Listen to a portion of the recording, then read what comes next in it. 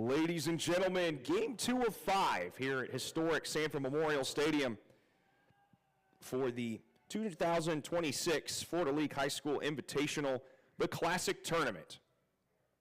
My name is Conrad Volch.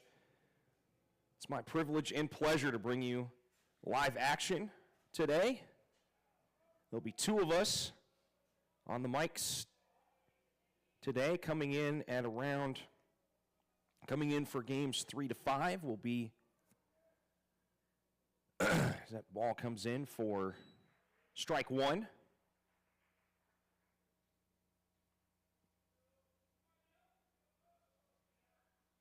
William Barrera will be taking over for games 3 to 5.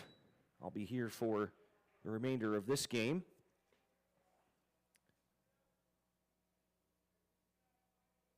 But we got Lake Minneola in the green jerseys with yellow numbers and gray pants, and Pembroke Pines Charter in the white pants and maroon jerseys, as that is collected and thrown over to first for out number 1. Now batting the catcher, Nolan Boltema to bat for Lake Minneola. Pembroke Pines Charter made it to the semis last year. They come back once again for this tournament. They enter the day 7-7 on the season. Had a epic comeback against Lake Howell yesterday. They were down 5-1 and scored 6 runs in the 5th inning. Won the game 7-5. Lake Minneola comes into today 10-3. They won against Lake Howell yesterday 5-4. They've won 3 straight games. Their last loss, you have to go back to March 5th against Bishop Moore. That was a 4-3 loss in 12 innings.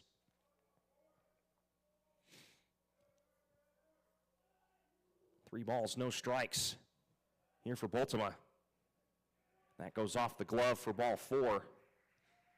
And first batter will get aboard, or second batter will get aboard for Lake Minneola. As Maddox Boltema comes to the plate with 1 on and 1 away. And we got a courtesy runner coming out to first base. This will be Jackson Wasaki, listed as a pitcher, also does some courtesy running for this Hawks team.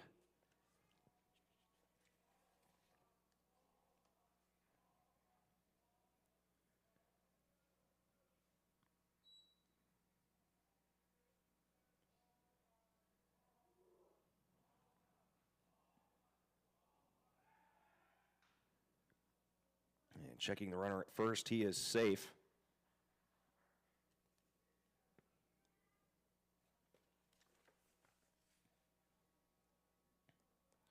On the mound for Pembroke Pines Charter is Dean Jaworski.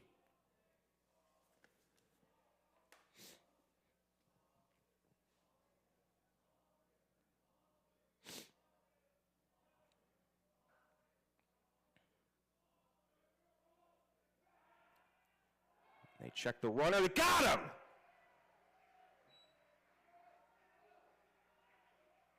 They caught the runner just a little too far off the base.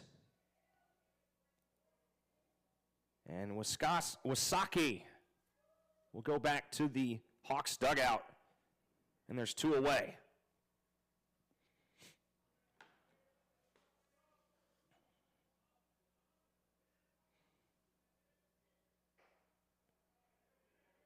Catcher tried to frame it there for Pines Charter. Jack Anthony Hernandez wasn't buying it. That time he did. Hernandez didn't really have to try and frame it. It was perfectly down the middle there.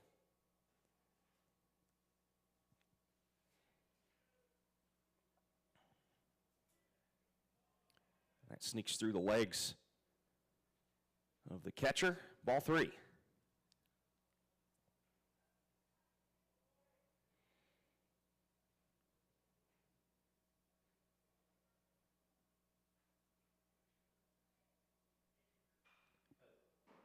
And that goes flying over near the Jaguars dugout. Strike 2. Full count here for the Hawks.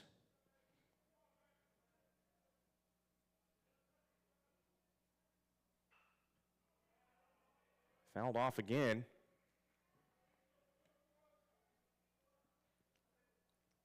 Like Minneola trying to get it started here. Jags trying to prevent any offense from happening. And they're going to call that a ball.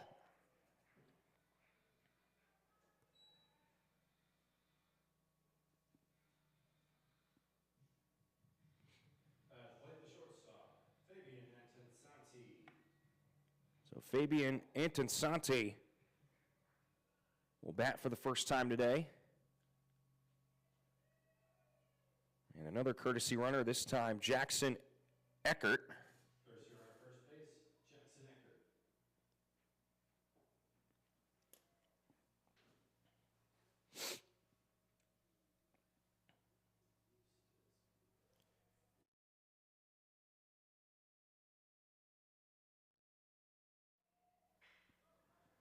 That gets hit up to the shortstop, throw to second, and that'll end the top of the inning.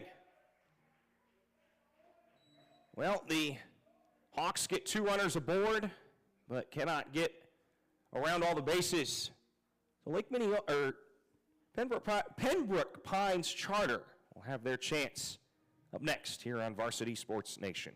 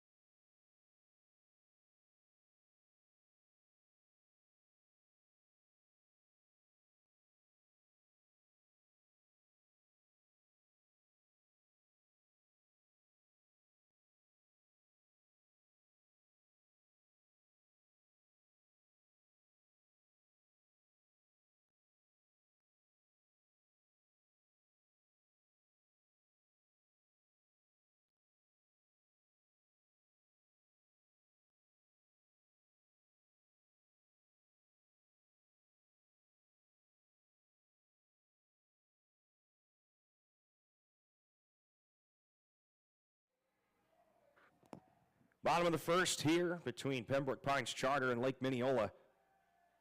Leading us off for the Jaguars is Maddox Hyven.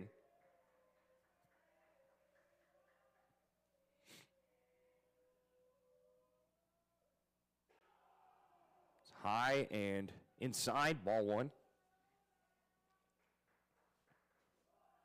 On the mound for the Hawks, number 27, Maddox Boltema. Inside again, ball 2.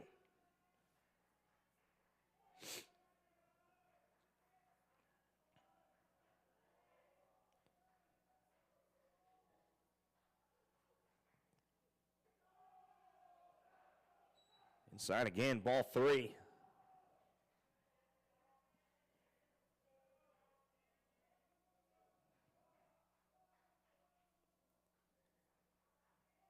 Boltima coming in as a pitcher. Appeared in 12 games, or wrong stats, my fault. 6th appearance, .43 ERA, and he'll walk the first batter.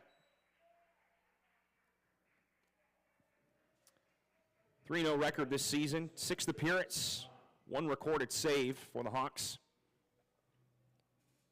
This will bring Liam Caban, second baseman, to bat for Lake Minneola, or for Pembroke Pines Charter. Sorry, getting all my teams mixed up. Caban hitting .286 this season. 10 hits and 3 RBIs. This is his 45th plate appearance.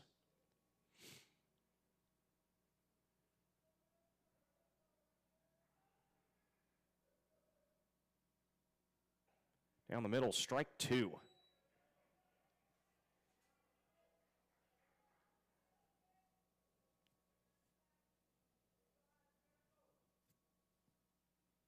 And swing and a miss, strike 3. Caban goes down swinging. Now batting the pitcher, Dean Jaworski. And now this will bring up the pitcher, Dean Jaworski, for the Jaguars.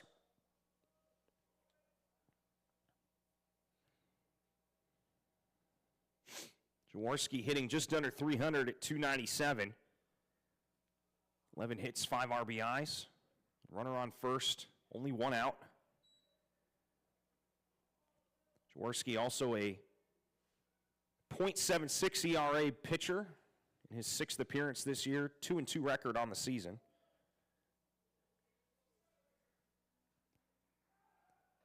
The check over to first is not in time.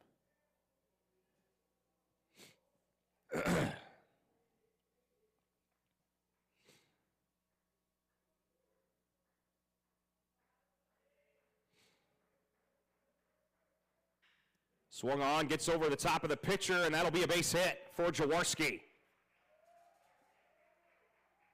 Runners on first and second. Double play option is available for the Hawks. As Andrew Probst, excuse me, will step up to the plate.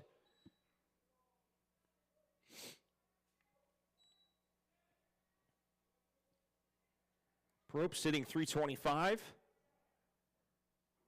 13 hits on the season. Pembroke Pines Charter as a team hit .355 against Lake Howell. Had 11 hits, 7 RBIs, and 1 home run.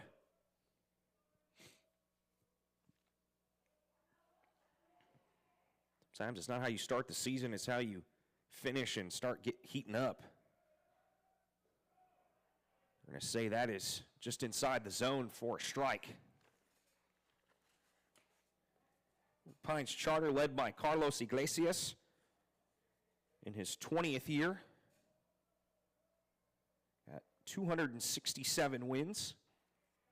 Went in the zone again for strike 2. Dean Jaworski, who's standing on second base, is committed to St. John's River.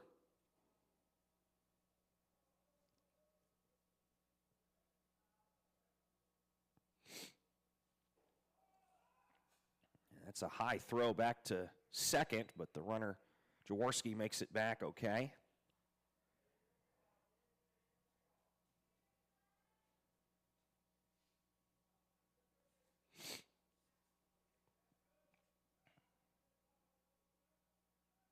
The 1-2.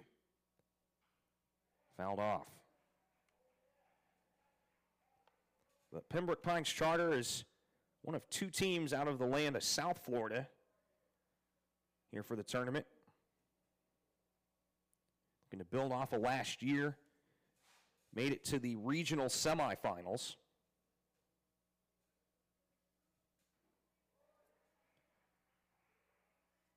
Make that 2 balls. Or foul tipped, excuse me. Keeps it 1 ball, 2 strikes.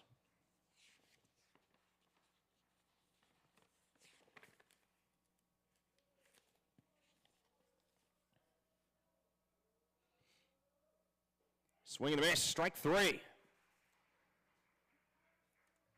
So 2 strikeouts tossed by Maddox Bultema. Between these two coaches, 63 years of head coaching experience on their respective teams.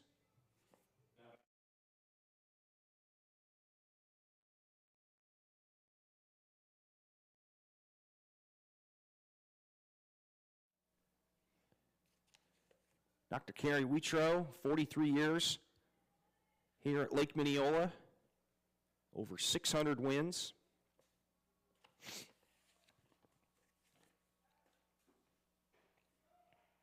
Hops in for a strike for Bultema.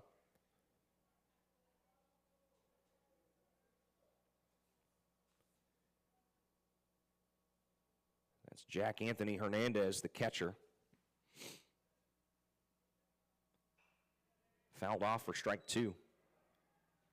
Pembroke Pines Charter trying to be the first team to get on the board, as whoever wins this game will take Pool C, as both Lake Minneola and Pines Charter have defeated Lake Howell. So Lake Howell is out of contention to win the pool.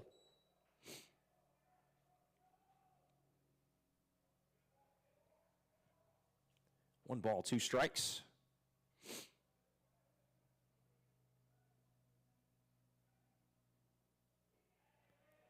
And they're going to say he went, and that'll end the inning. So the Jaguars get 2 on base, but can't bring anybody in. Scoreless ball game as we head into the second here on Varsity Sports Nation.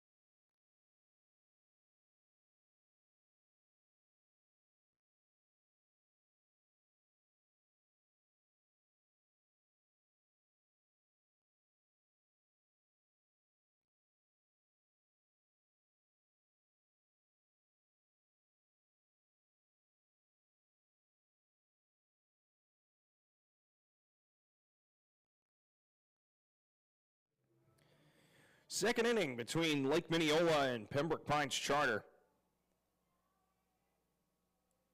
Leading us off for the Hawks, designated hitter Malachi Myers. Still no score. Myers will send this into center field, but the wind caught that one and allowed the center fielder to catch it. 1 away. At the plate, the center fielder, Colson May.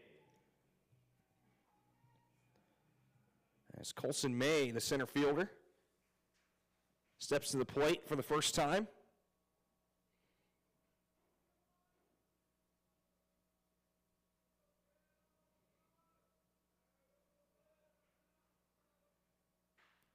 Swung on and gets past the third baseman, trickles into left. And that'll go down as a base hit. First hit of the game for the Hawks as R.J. Martell steps up with one away and one on.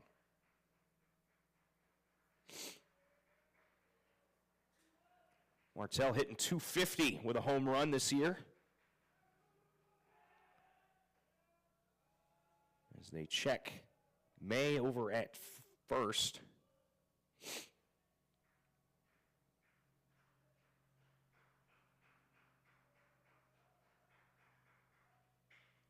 That gets up to the shortstop. It's bobbled, and then they throw it to second. It's bobbled again. So everybody's safe, and still only one out. So that'll go down as an error for the Jaguars. As Tristan Clausen has a golden opportunity here with 2 runners on and 1 out. However, again, double play opportunity is still in play.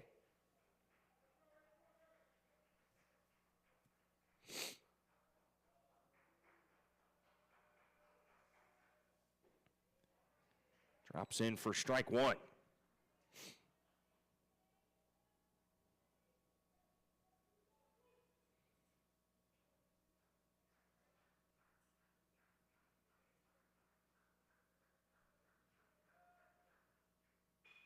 That is swung into center. Caught for out number 2. Both runners get back to their bases safely. This brings up Brandon. Now batting the second baseman, Brandon Rupsing to bat.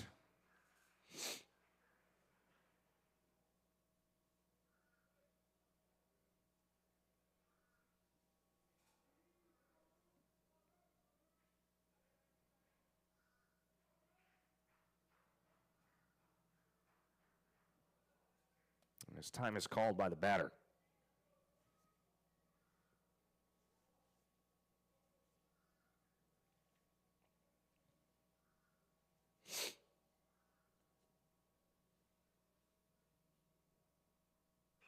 Swung on, collected by the first baseman. He'll toss it back to the pitcher, and that will end the top of the second. So both teams able to get guys on base, but no one has made it home yet. Jaguars due up next here on Varsity Sports Nation.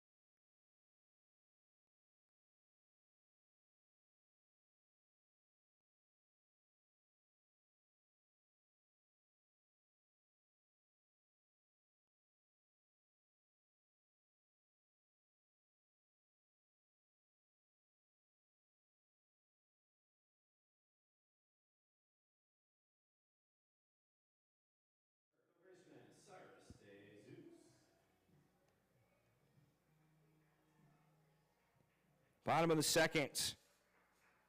Leading off for the Jaguars, the third baseman, Cyrus De Jesus.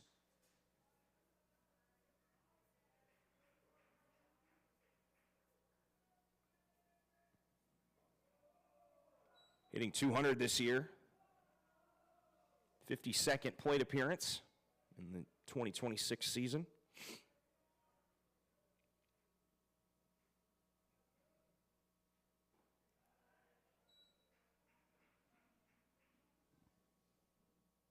1-1 is the count.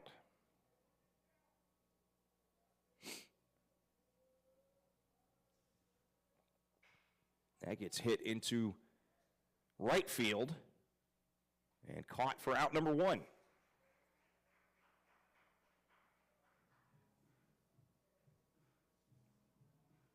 Athletic shortstop, Gustavo Murillo. As Gustavo Murillo gets his chance, hitting .265. Landed a couple doubles this year. You'll see that down the middle, strike 1.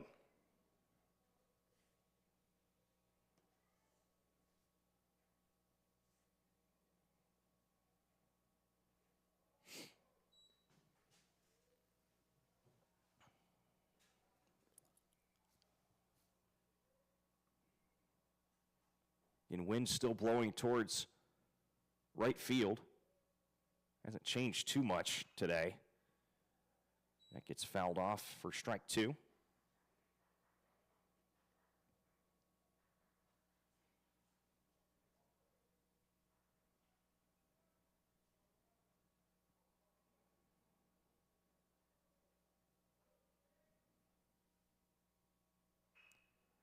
And that is just foul.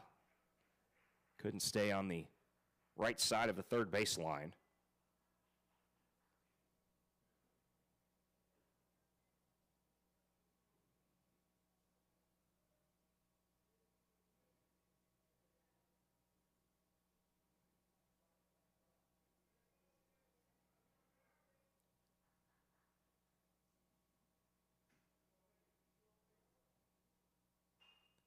Fouled off again.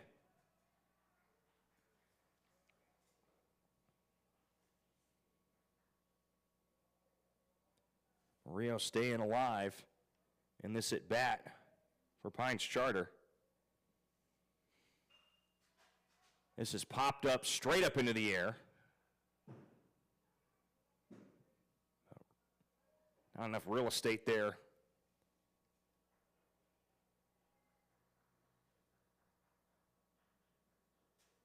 For Nolan Boltema.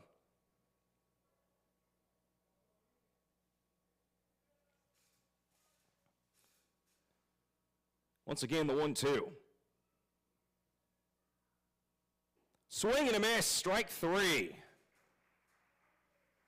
Fourth strikeout, tossed by Boltema. Through 1 2/3.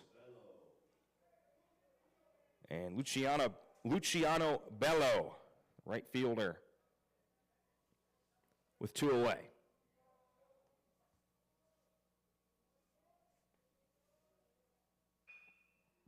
And that gets fouled down the third base line.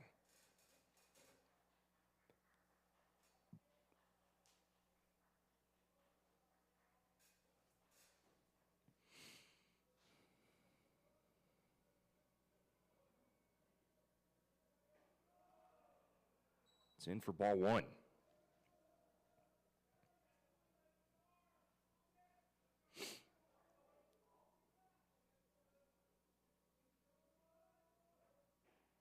Outside, ball 2. Now the wind is shifted, blowing towards home plate.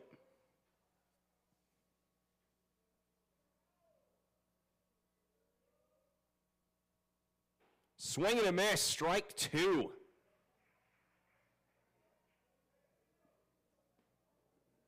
Boltema, again, already has 4 strikeouts.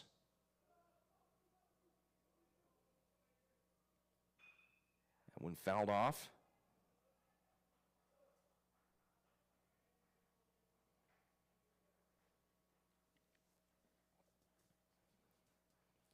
And Boltema, this is his 8th batter faced. He struck out 4 of them.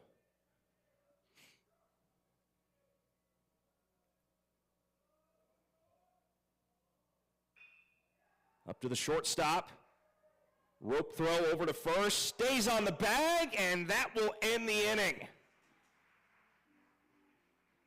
Still no score. Got a tight one here between Lake Minneola And Pembroke Pines Charter. Third inning coming up. Varsity, FloridaLeagueTournaments.com on Varsity Sports Nation.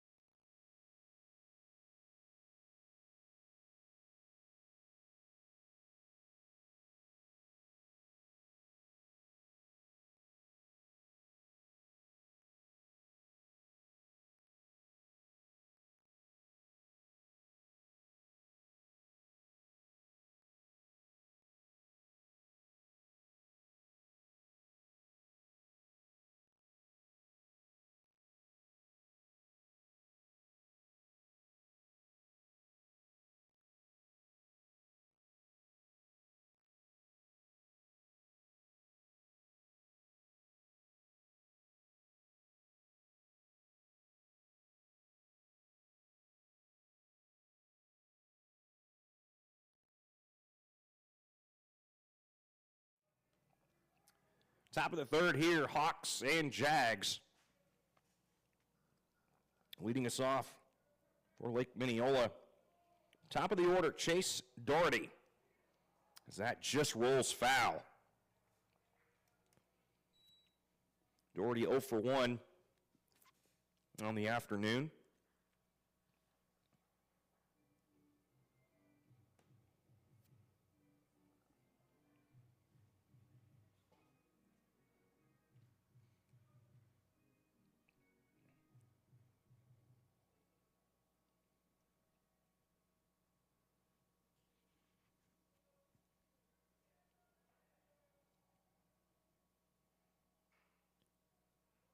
Swung on and fouled. 0-2.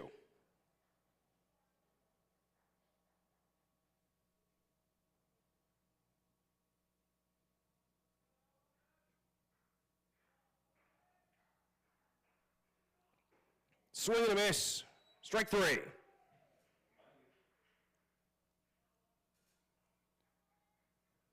batting the catcher, Nolan Ultima. First strikeout thrown for Pembroke Pines Charters, Dean Jaworski. As this brings Nolan Ultima to the plate with one away. Got on base with a walk.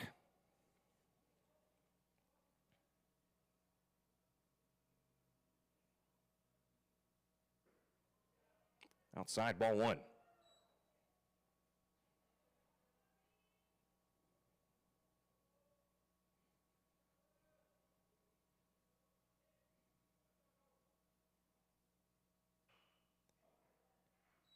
Took an odd bounce off the foul tip. Good thing the Baltimore had a ankle guard. Looks like it might have bounced off of it. Home plate umpire confirms he's okay. And the count is 1-2.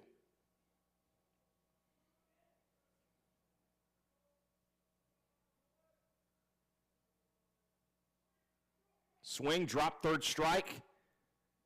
Throw down to first is in time. 2 away. Back-to-back strikeouts thrown here in the top of the third for Jaworski. At plate the pitcher, Maddox Ultima. This will bring Maddox Ultima up for the second time. He also has reached base on a walk in his last at-bat.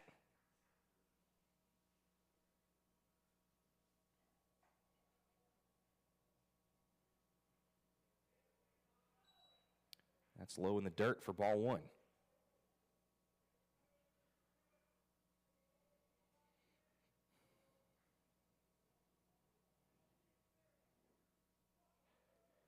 This time inside, strike one.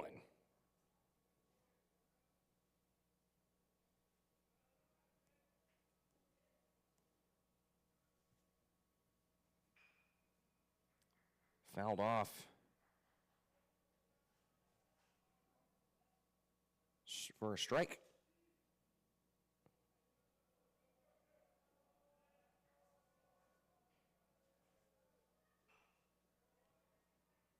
It gets fouled off once again. A lot of batters between these two teams staying active.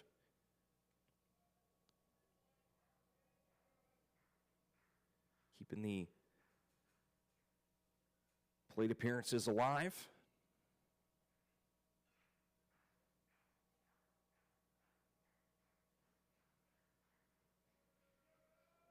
The 1-2. Confirm it with the umpire down on first base. He said he did not go.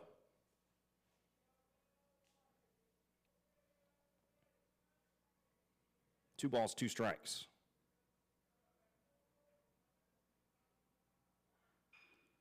Swung on into right. And that's caught for out number 3. Still no score. We've got a pitcher's duel early in this game. Jaguars to bat when we return.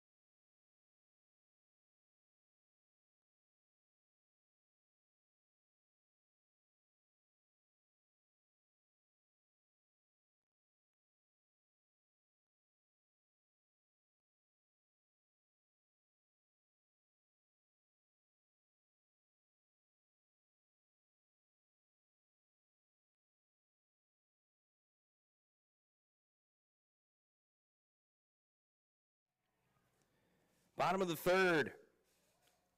9-hole hitter Aiden Velasquez will lead things off for Pembroke Pines Charter. Hitting 133. 4 hits, 4 total runs scored this year. Takes the first pitch for a strike.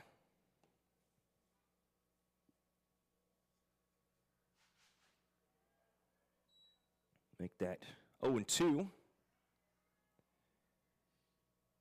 Each team has only given up a hit thus far. Pines Charter had an error back in the second inning. As time is called.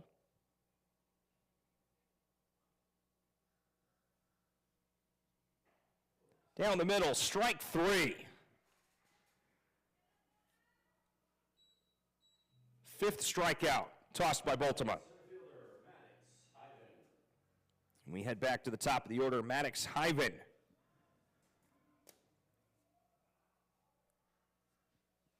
Reached on a walk back in the first inning. Just outside the zone for ball 1.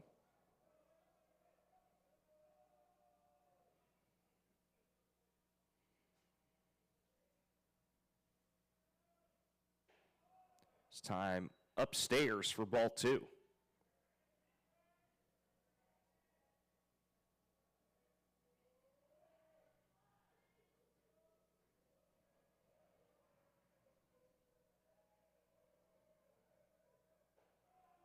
Upstairs again, ball 3.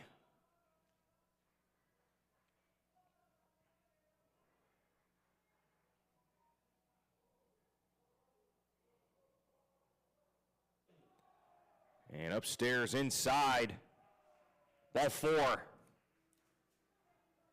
And in back-to-back plate appearances, Havon gets to first base on a walk as this brings Liam Caban to bat.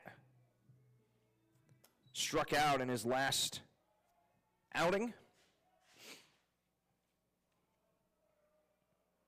And the wind is not very bat-friendly today,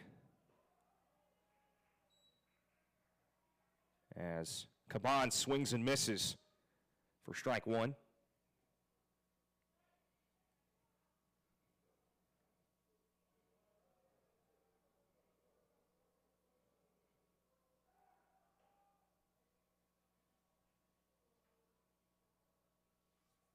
Pitcher for the Hawks has a zip on that throw as Maddox Bultema tried to pick off the runner at first.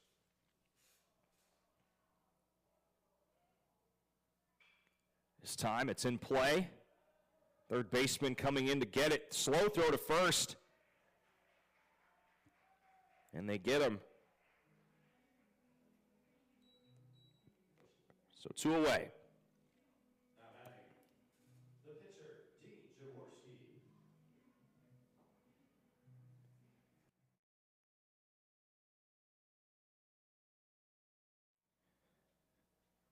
So 2 down. Hyven on second. The pitcher, Jaworski, comes up to the plate. It's 1 for 1 with a single. But he'll hit it right back to the first baseman, and that will end the inning. Again, this is turning into a pitcher's duel.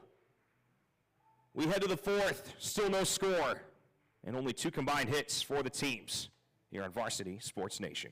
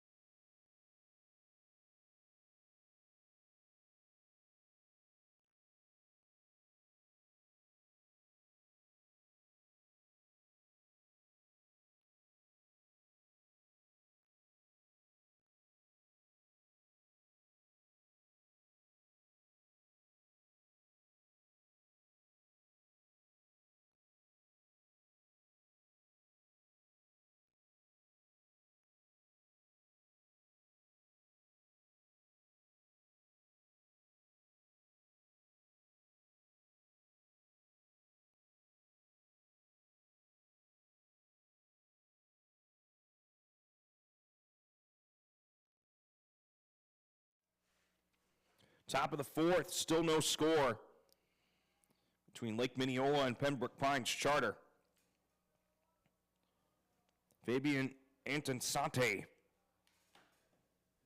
had a ground out back in the 2nd.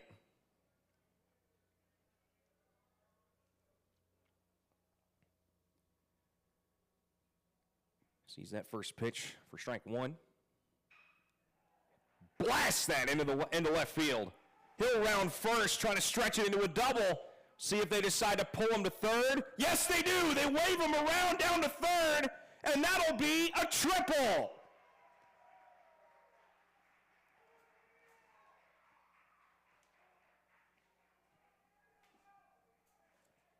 Saw the third base coach hold it for a second, put his arm up to say stay at second, and then last second, reverse waved it. And just like that, runner 90 feet away for Lake Minneola. Inside, ball one.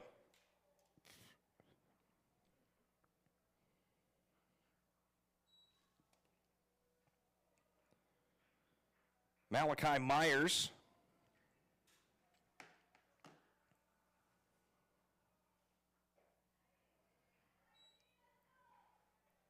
starts the at-bat 1-1.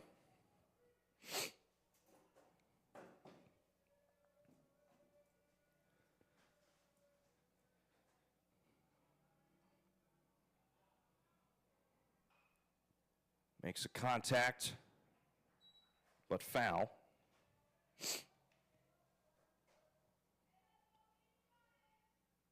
One ball, two strikes for the right-hander.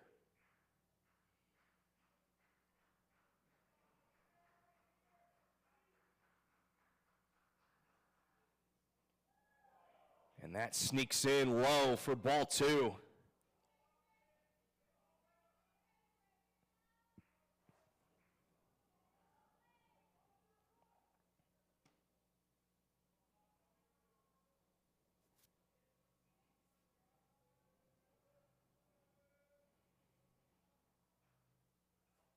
Two balls, two strikes. And Myers calls time.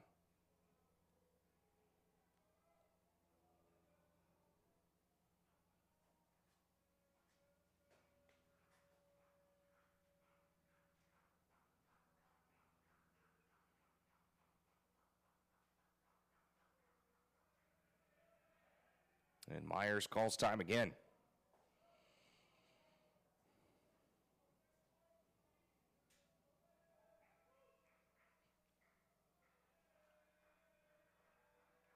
The 2-2. Fouled off.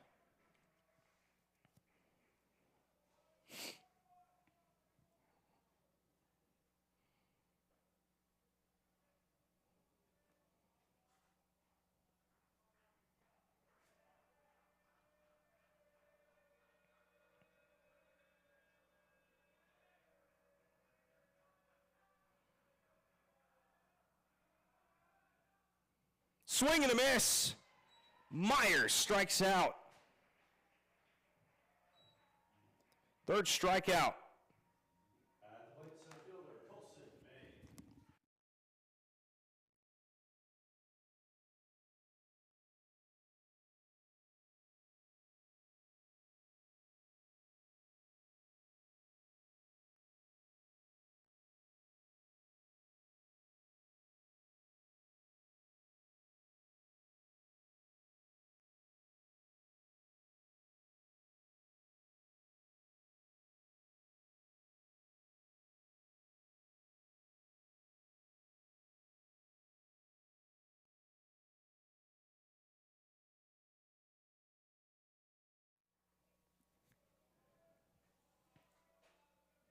So one away here for Lake Minneola. That'll drop in for strike one. Colson May.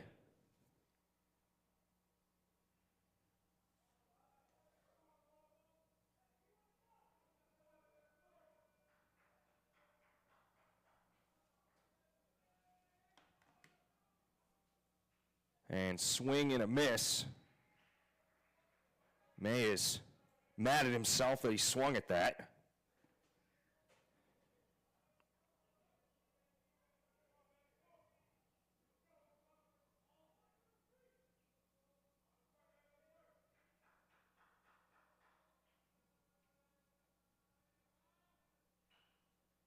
And that is fouled off. It's like May might have hit himself in the ankle.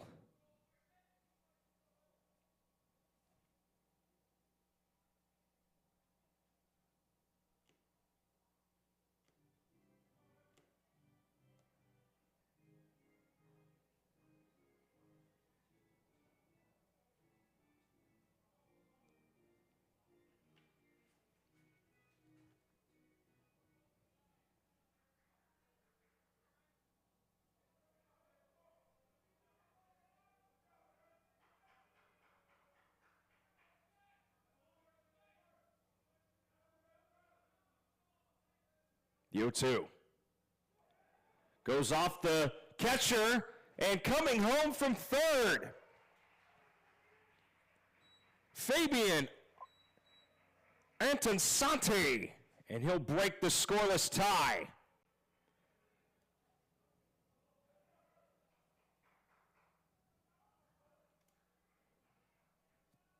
So runner advances on a wild pitch. Count is still 1 ball, 2 strikes.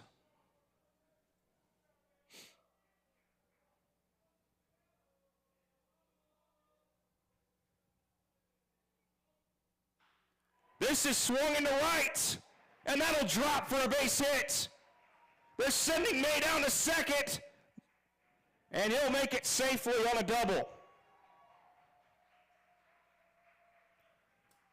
The Hawk offense finding life here in the top of the 4th. As R.J. Martell steps to the plate with 1 on and 1 away.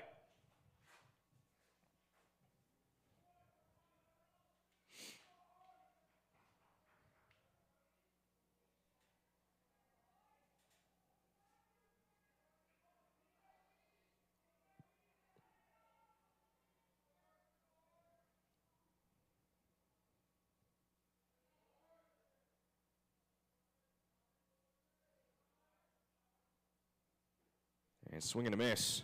Strike 1.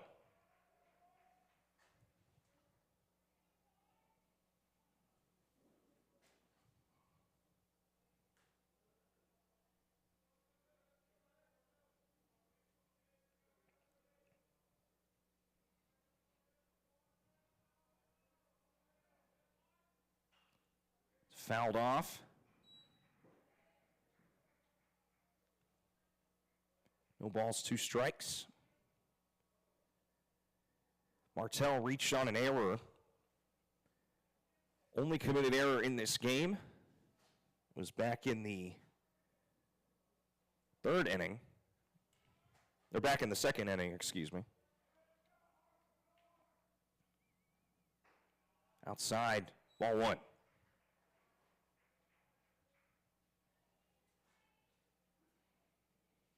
Game was deadlocked for the first 3 full innings. And 1 run got home. And Antonsante started the top of the inning here on a triple. Trying to catch the runner at second. He is safe.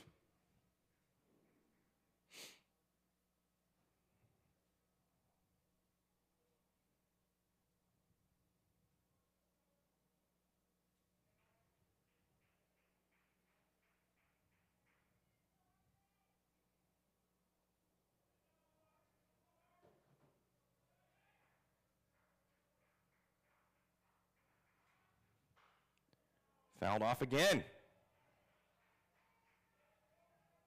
Play at the plate continues.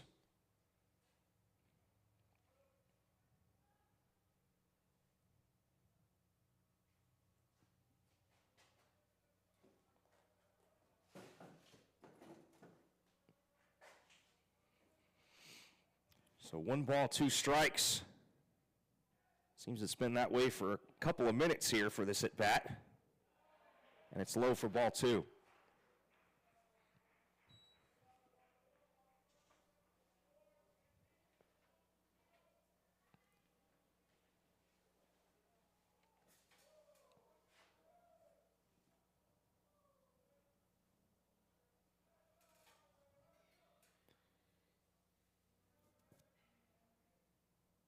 The 2-2. Down the middle, struck him out. Fourth K thrown by Jaworski. And two are gone. As Tristan Clausen, the first baseman, 0 for 1. Trying to find a way to send May home. Down the middle, strike one.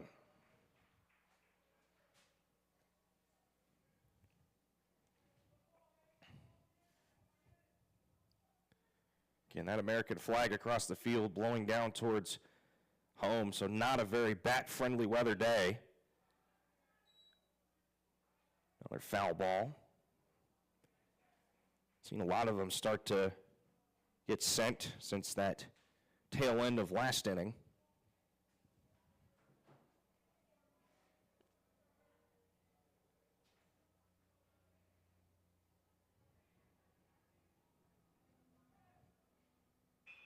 Swung on up to the shortstop, and he'll zip it to first, and that'll end the top of the inning. Lake Minneola finally breaks the deadlock tie. See if the Jaguars have an answer. Bottom fourth coming up here on Varsity Sports Nation.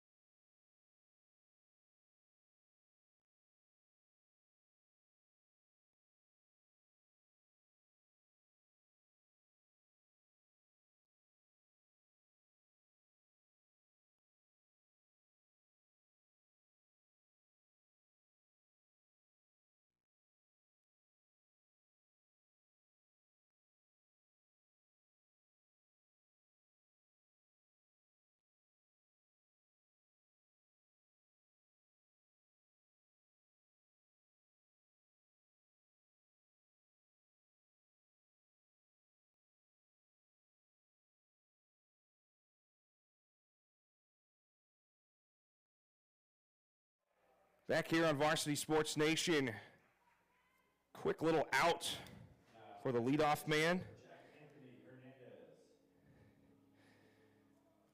of Andrew Probst. As this brings up Jack Anthony Hernandez with one away.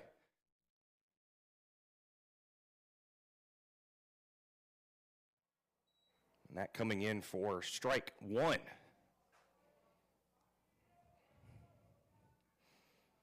As Maddox Boltema been dealing as he forces that foul off. Boltema with 6 strikeouts already through 3 1/3.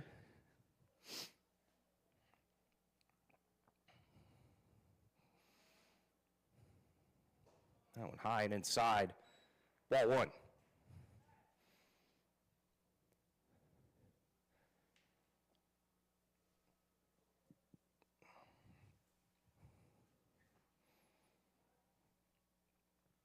And swing and a miss. Strikeout number 7.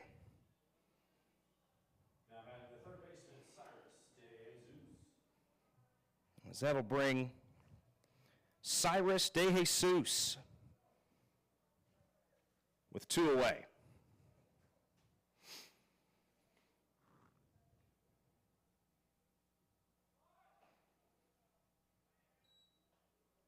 Ball 1.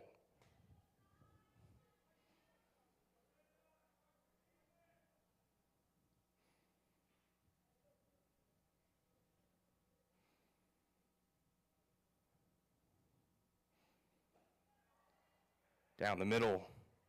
It's been the theme from Boltema today. Made a lot down the middle.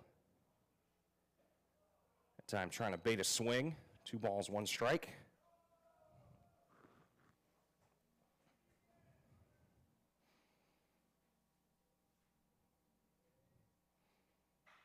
This is swung on across the glove of the second baseman, and that'll lay in for a base hit.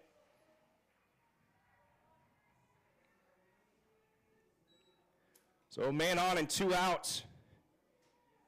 So bring up Gustavo Murillo. 0 for 1 with a strikeout. Gustavo Murillo.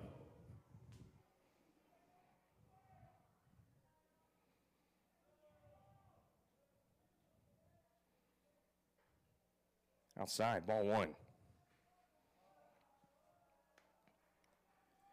Just the 5th combined hit between these two teams. Down the middle, strike 1.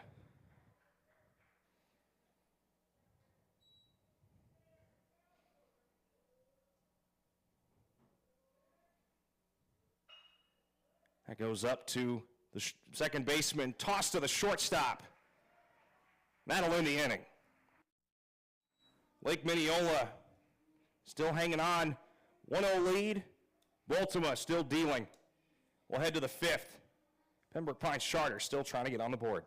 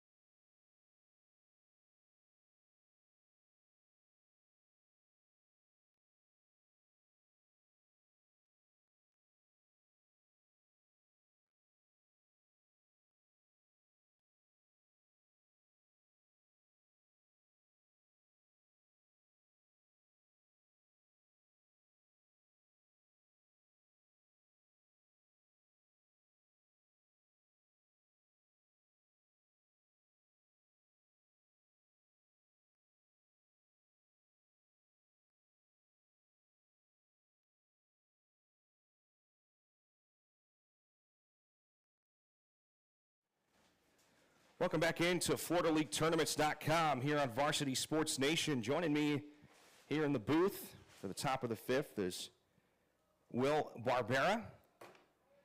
Again, my name is Conrad Volch. Again, deadlocked game. Been an absolute pitching duel to start things off. Only 1-0 off of a run that was able to get home on a wild pitch. And Will, in a game like that, I mean, it's really a situation where you cannot make mistakes because, as we've seen from these pitchers, they're not giving up a whole lot. Yeah, no, I mean, you gotta select the pitch. You gotta wait for your pitch on a day like today, where both of these guys are dueling out here. You know, you may only get one pitch to hit in at bat that you're able to drive, and if you miss it, you know, it might be tough luck for you for the rest of the at bat. So, yeah, especially with the way the wind kind of is today, it's a little chilly here. Or a little chillier than it normally is here in Florida at this time of year. But, yeah, it's not exactly a hitter-friendly day, like you said, last inning. So, you know, everybody's got to be ready to hit, and they got to wait for their pitch. Absolutely. Well, and especially, too, I mean, this game, too, whoever wins this game will take home Pool C, which will help towards the playoffs for this tournament. And because – so we look at Pool C, it's Lake Minneola, Lake Howell, and Pines Charter. Both these teams have defeated Lake Howell. So Lake Howell's done. They're 0-2. But it's really crazy in a game like this. We see a lot of runs usually recorded at this ballpark. And so far, we've only seen one and off of 5 combined hits.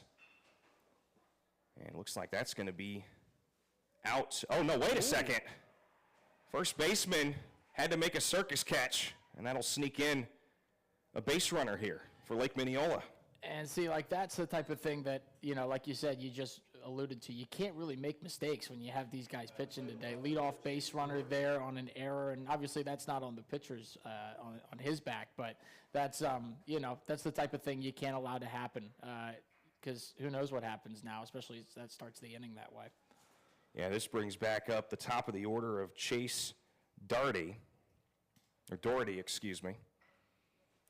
And he'll bunt that down. Throw over to first is in time, but more importantly, gets a runner into scoring position, and the Hawks still have two outs to play with. Yeah, playing small ball is a good move there, in my opinion. I mean, the way this guy's pitching right now, it's hard to argue with that type of philosophy. You got a runner on due to the error. Try and take advantage of it, move him up in a scoring position. Now a base hit brings home a run potentially. Yeah, and in a game like this, you know, you love a 1-0 game, but you're thinking about insurance runs as well, because when your back's already against the wall and you're the away team, or at least in this case the home team on the scoreboard, which is the Jags, you get to a point where it's like, okay, if we keep it within that 1, we're fine. But then when it gets to 2 to 3 to 4, it's like, man, we got to do something. Now you're looking for like an explosion inning, and that's a little less realistic, especially like we said on a day like today, than if you're at 1 run, 2 runs as you enter the late innings. You're still, you know, just a couple extra base hits away from tying it at that point. Baltimore will send this up to the second baseman, and that'll be 2 away, but that'll put Doherty, or no, not Doherty, that'll put Rup Singh on third. And the only run that's gotten home came from third. That was the leadoff man back in the top of the 4th inning. That was Fabian Antonsante. That's been the difference in this game, was a wild pitch that was able to bring him home. So we'll see what our starting pitcher, Maddox Boltema, brings to the table.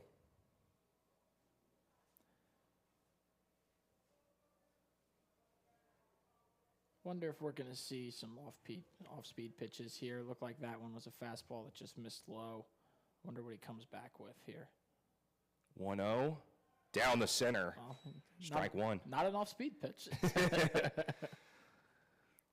That's the thing with baseball. It's such a mind game. I mean, obviously you've got the skill and the strength to be able to have the hand-eye coordination, but it really comes down to mind games at the end of the day.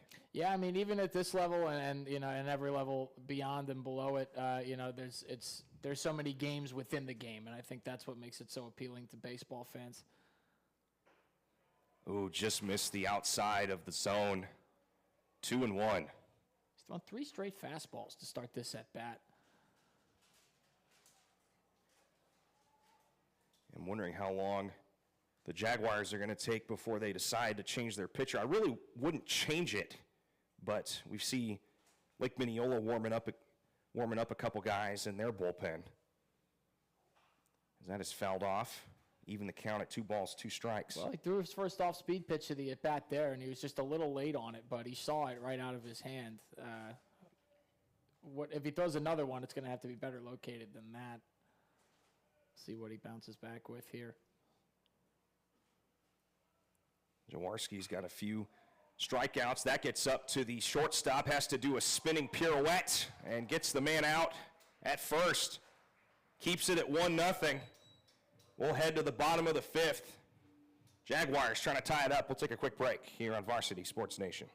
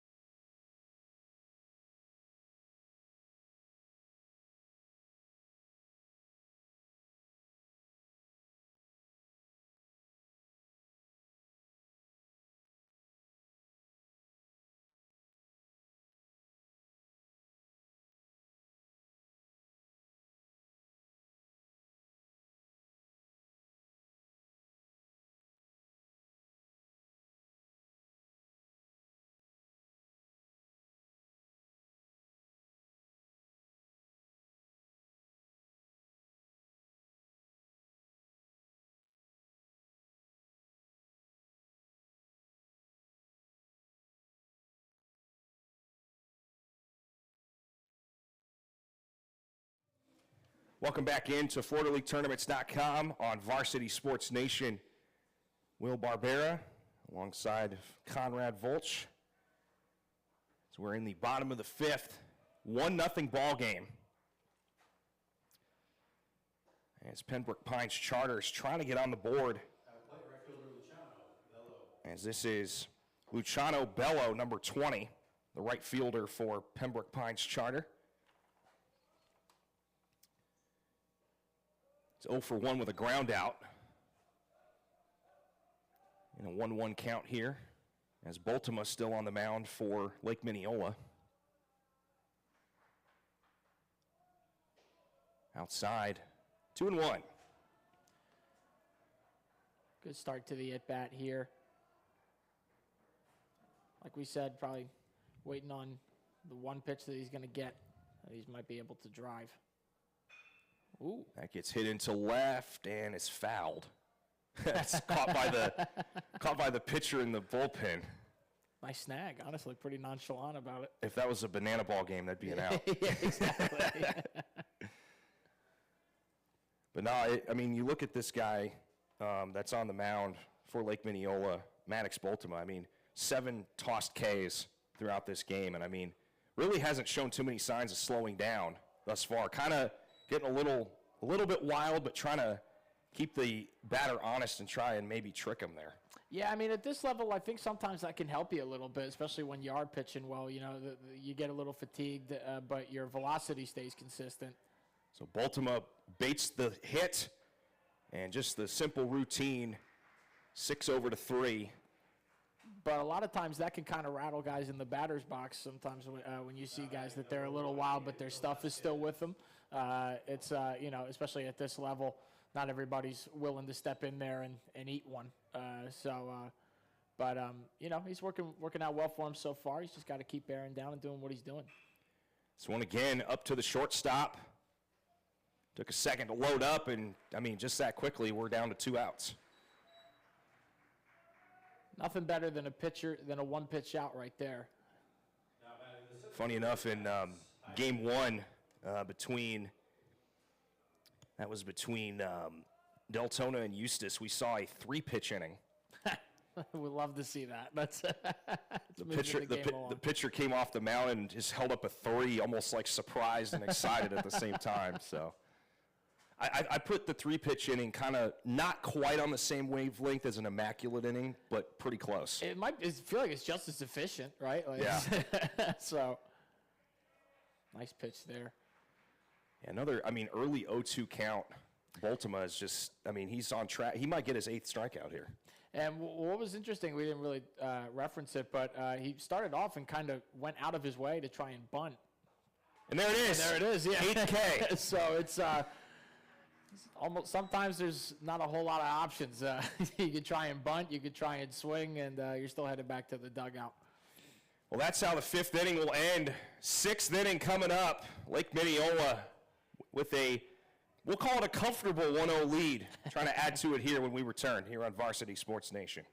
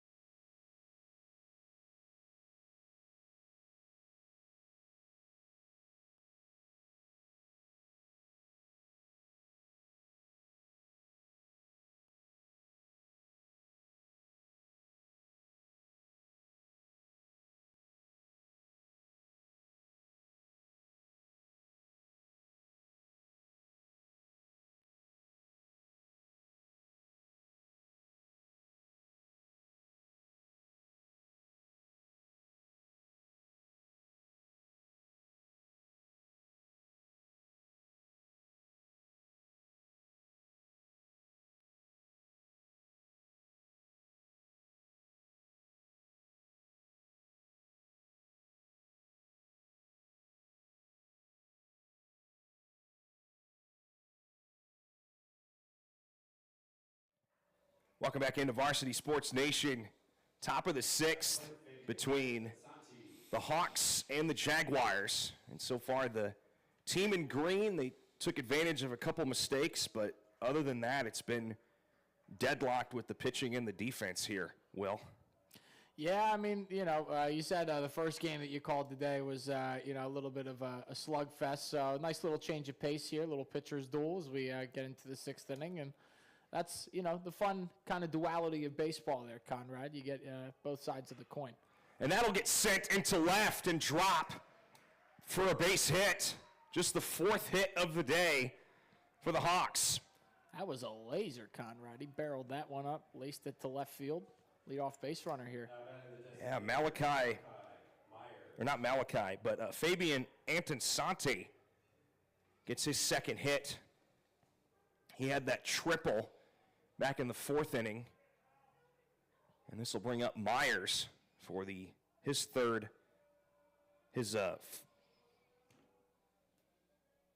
plate appearance today, or 4th actually.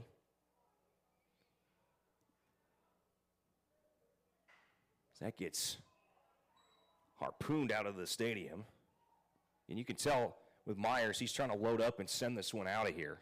We've seen a few home runs between the last couple of days and today. Saw one in the first game, but with the wind, it's so different. You got to, if you're going to blast it, you got to hit it hard. So 0-1, man on first. Jaworski will check the runner.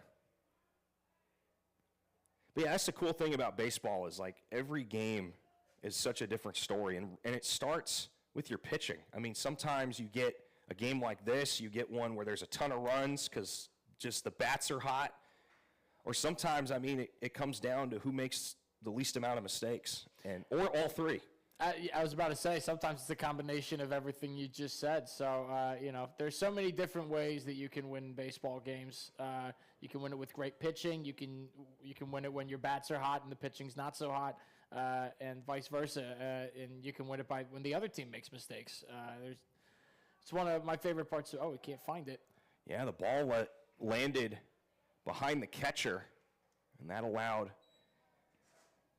Anton Santi to sneak down to second. So Lake Minneola gets a man into scoring position.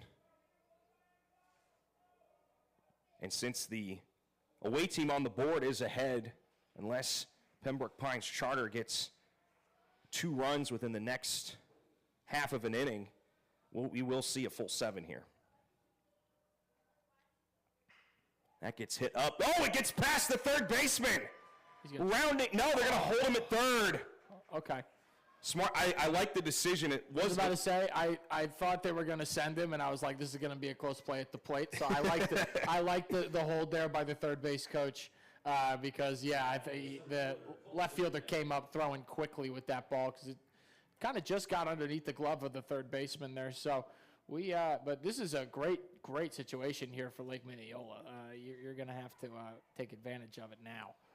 You could almost just send one into the outfield, and it doesn't matter if it gets caught because you've got a free shot. Just a fly ball will do, especially on a day like today. You don't want to try and do too much. Sometimes you got to put your ego aside. No, you didn't get a hit. You got a productive run. So yeah, all you need is the minimum. That gets rocketed. Look out in the bullpen down the right field line. That's the other team warming up for Game 3. That's Western, who's going to be taking on Dr. Phillips coming up about 30 to 45 minutes after this game so they can set the dirt and lines for the field. At the 0-1. Oh, they throw it. Oh, it gets away!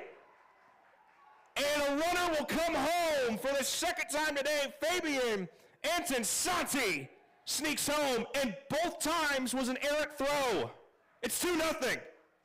That is such a bad break right there. And I'll be honest, Conrad, I'm never a fan of when pitchers try that pickoff play to third base. I think it's too risky for that exact reason. If it's at first, at least they're going to make it to second, and all right, well, at least you can hold them there. But you're giving up a run if it gets by it, and you saw why right there.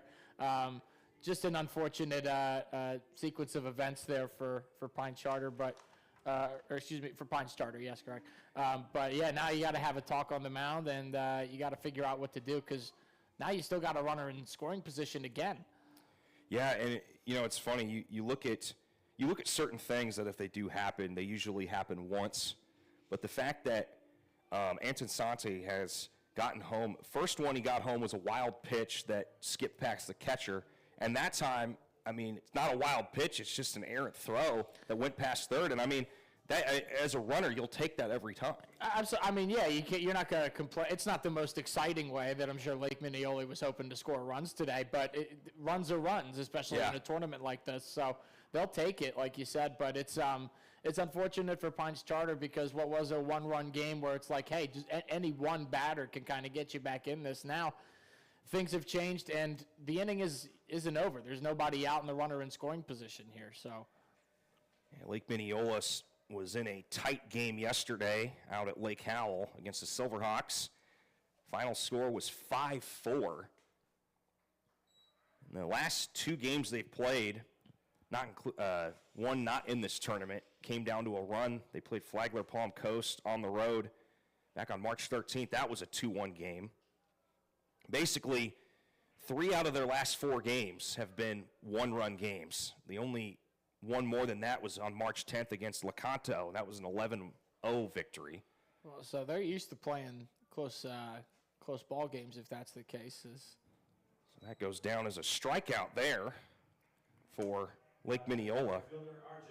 And Colson May will go down, and this will bring up Martell with a man on and one away.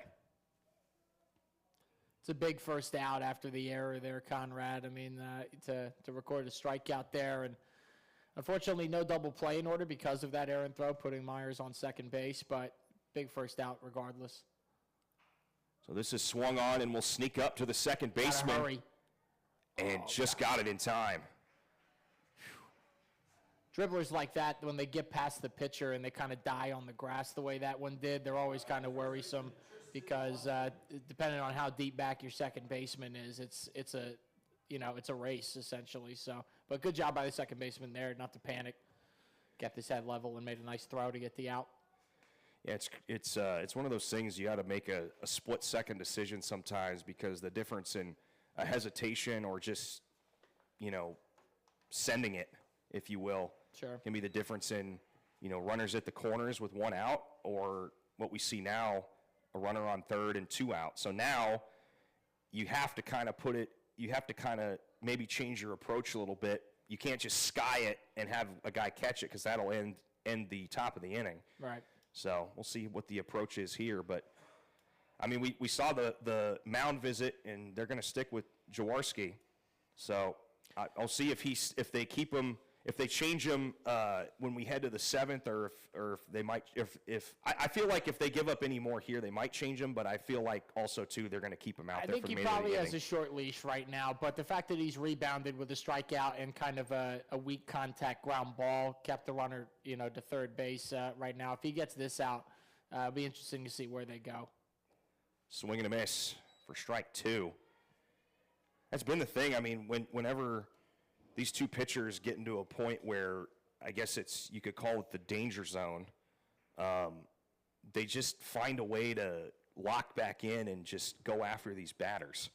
Yeah, I mean, that's something you kind of have to do when you're a pitcher. You have to have a short memory because even the best pitchers give up home runs. Even the best pitchers have bad outings.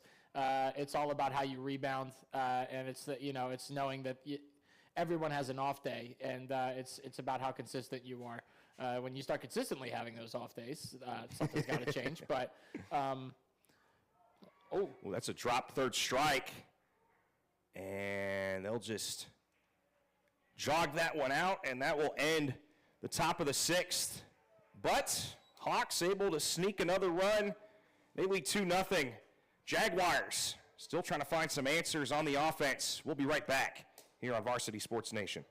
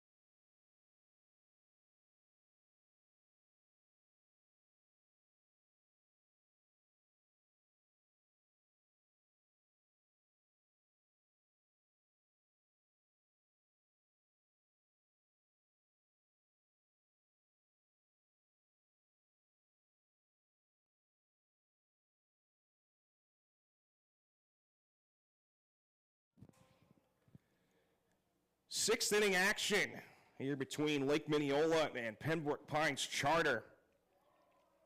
Will Barbero and Conrad Volch here on the broadcast, as still trusting their pitcher is the Hawks as they keep Maddox Boltima out there.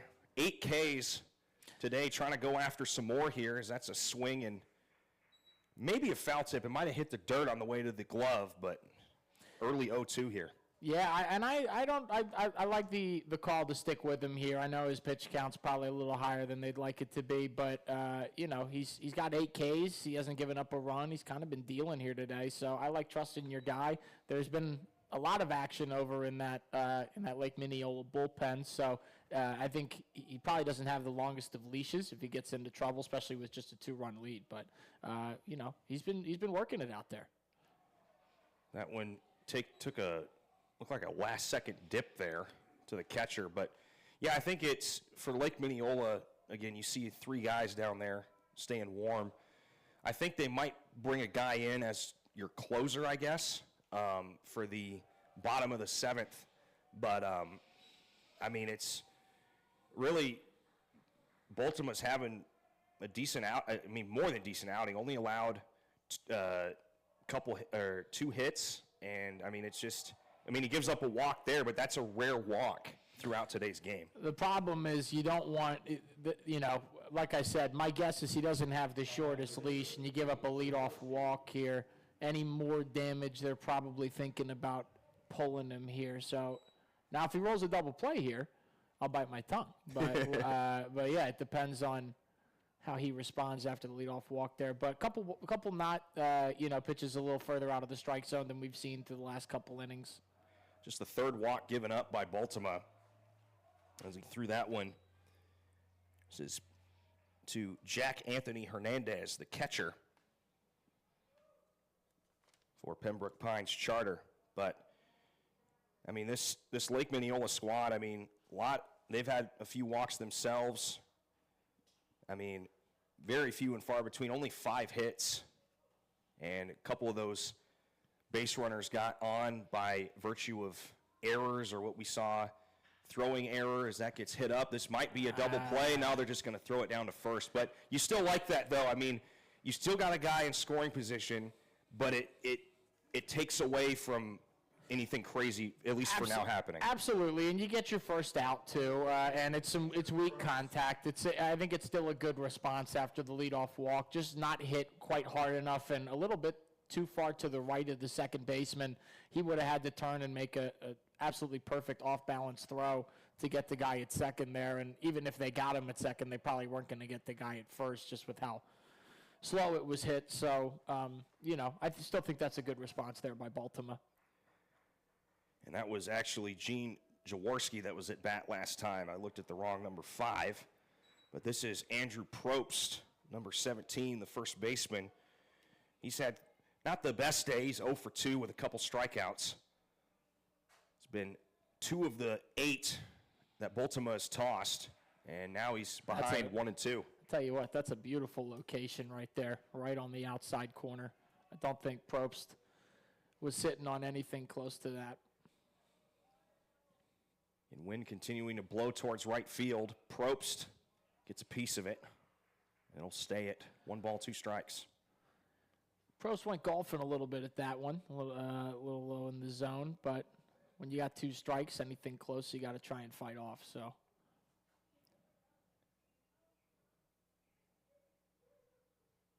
that'll get hit past Baltimore, but it caught the pitching mound.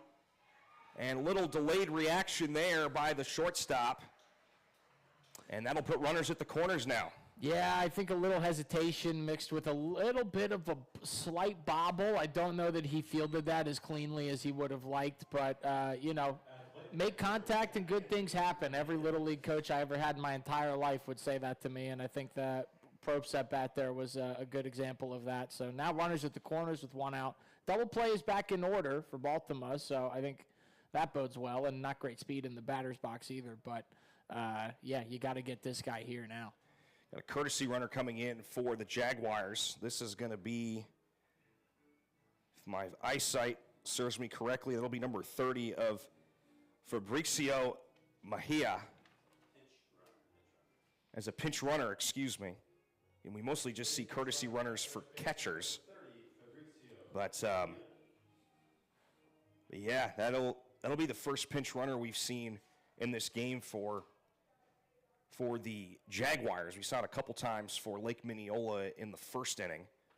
So we'll see if that proves to be good for some speed. Well, this is a big situation here, Conrad. I mean, RBI opportunity with less than 2 outs for Pines Charter, but also double play opportunity with a 2-run lead if you're Lake Minneola. So just a 2-run lead. You don't want Pines Charter to sneak their way back into this. And Mejia not really known as a hitter this year, just 0.77, but he's got a couple runs to his name. So they're using him for his leg speed here in this bottom of the 6th, and looks like we see some sense of urgency from that Lake Minneola dugout to get a pitcher ready. As that one bounces off the catcher's glove there and makes it 3 balls, no strikes. Good job by the catcher to keep that in front of him there. And this is the first time these two teams have faced each other since at least before 2005. That's as far back as Max Preps goes. That just sneaks in the zone for strike 1. Well, hitters count here to Anthony Hernandez. It'd be interesting to see if Baltimore gives him a pitch to hit. Doesn't really have one to waste. You don't want to load the bases with 1 out. No, definitely not. They got him picked. We'll see if they try to sneak the runner down from third to home. He still can't move. Good motion there. They get the runner at first, and they keep him at third. That could not have worked out better for Lake Minneola. I mean, perfectly executed rundown right there. Every single person that had the ball made sure the runner did not break from third. The guy at third was easily more important than the guy in between first and second. So now 2 outs. That's a huge out on the base pass there. Now you just got to get this guy in the box. Yeah, and even if, stuff would happen and the guy does get home, it just makes it a 2-1 ball game versus a potentially tie game. I'm not sure why they would be sending him there. I don't know if that was a hit and run called by Pines Charter, but with a runner on third, that's a little risky. Very. And that'll put a runner back on first. Like that would have loaded the bases with 1 out, and that you're probably kicking yourself now if you're Pines Charter. And it looks like we're going to have a mound visit here for Lake Minneola, and I think Baltimore's night might be done. No confirmation yet, but yeah, there's been quite a bit of action over in that Lake Minneola bullpen, and it looks like my guess is as good as yours. But well, and I love you see, it, especially at the high school level, when you get that kind of pick play where you get a guy to dance around between first and second to try to get the guy from third home. I mean, that's probably the first time in a while that I've seen a team keep their head on a swivel. I mean, you looked at guy who scored both runs, Fabian Antonsanti, from his shortstop position. I mean, he's literally I'm surprised he didn't have whiplash looking back and forth. I mean, they were like eye on runner, eye on guy between first and second, eye on third, and it literally, the guy on third could only move up maybe 5 feet, and he just couldn't move. It's a high-level baseball play, and it was executed to perfection by Lake Minneola. They're going to be really happy when they go back and they watch the tape on this, because that's exactly how, every coach in the country would watch that and go, that's perfectly executed. You held him at third, and you got the guy in between first and second. And in a situation like this, like we said, that would have been runners at the corners or 2 runners in scoring position with less than an out, and after the walk, it would have been bases juiced with less than 2. I think that's a huge defensive play in this game, and if Lake Minneola wins, that's going to be a big factor. So they're going to stick with Baltimore here, as that is fouled off, strike 1. So obviously, coach trusts him enough to finish this inning, but if I'm a betting man, I believe we're going to see a new pitcher for the 7th inning. I wonder if that was something where Baltimore said, hey, I can get this guy. Don't take me out of the game. I only got to get 1 more. That's going to be a short one and caught for out number 3. So the risk paid off for Lake Minneola. They keep their lead. Got a little bit dicey, but some good defense kept the score where it is. We've seen 6. We'll go to the 7th. And Lake Minneola will try to add to their lead when we return on Varsity Sports Nation.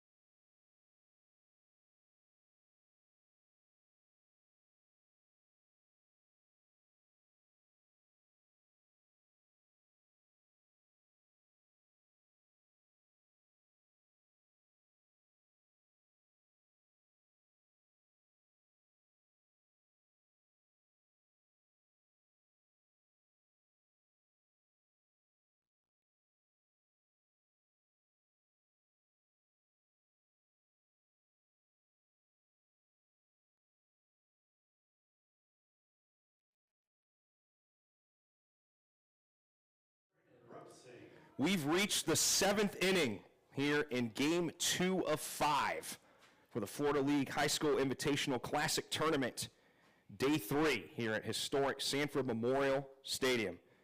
My name's Conrad Volch alongside Will Barbero. And Will, it's 2-0, but a lot can happen in the next 6 outs. Yeah, I mean, it's obviously you probably want a little insurance run here if you're Lake Minneola, if not more than that.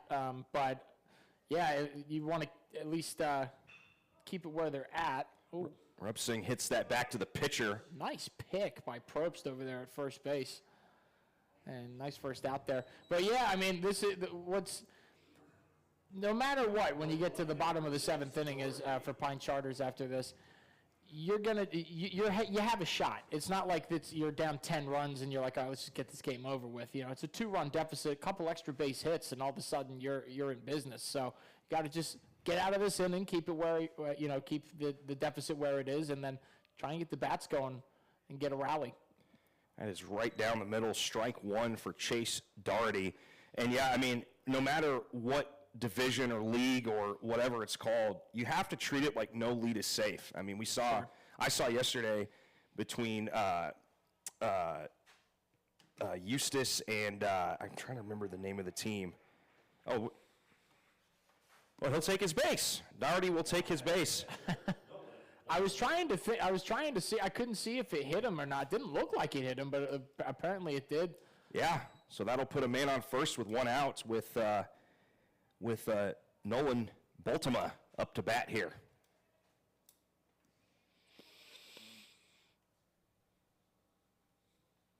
So now the Jags are going to have to work with a man on first. Tried to sneak one out there, but gets back to the base safely.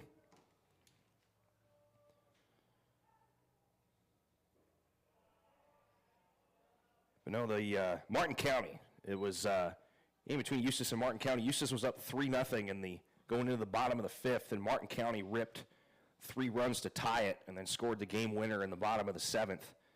And for this Pembroke Pines Charter squad, you don't want to get it any higher. That's not going to help, as that sends it into shallow center for a base hit. But I mean, you don't want to allow any more runs by Martin County, because you want to give yourself a chance, because the way Baltimore dealt those innings, at least the first, full 6, as we're probably going to see a change of pitcher in the 7th.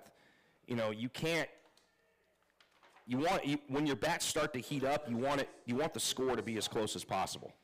Absolutely, and it only takes one little thing. It's crazy the way in which momentum builds in a sport like baseball. A base hit like that, a leadoff walk, a hit by pitch.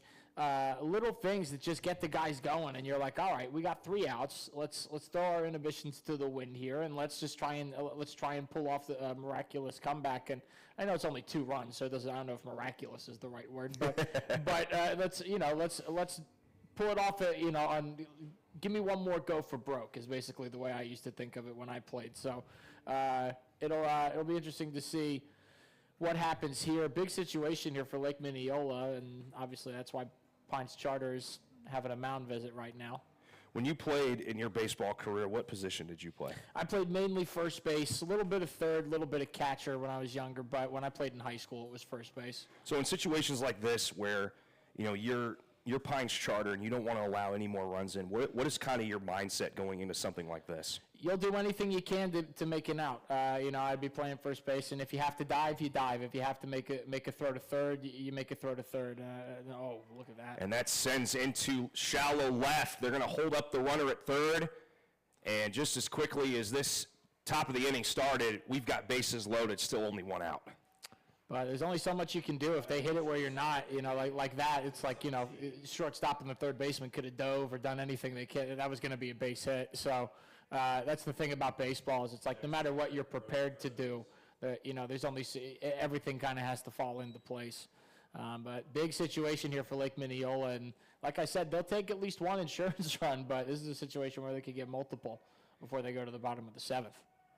Got a runner that came in, Jackson Eckert, at first base, as Baltimore made it Both Baltimore's made it to base, but they've been replaced by runners.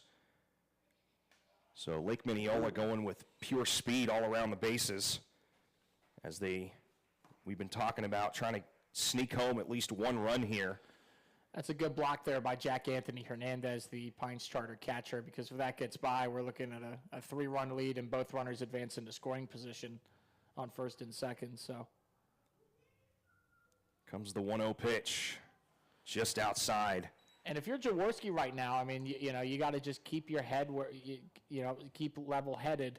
And if you roll a ground ball to shortstop, you got to trust your infield behind you to turn two. And if it's not hit too hard, you got to trust your infield to make the right play and maybe go to the plate. And trying to be careful here with Fabian Antinsante. He's already got a triple and a single, and he scored both times he's gotten on base. And if he sends somebody home, he will be responsible for all scoring that's happened for Lake Minneola. I was going to say, this is not the guy you want up there right now if you're Jaworski.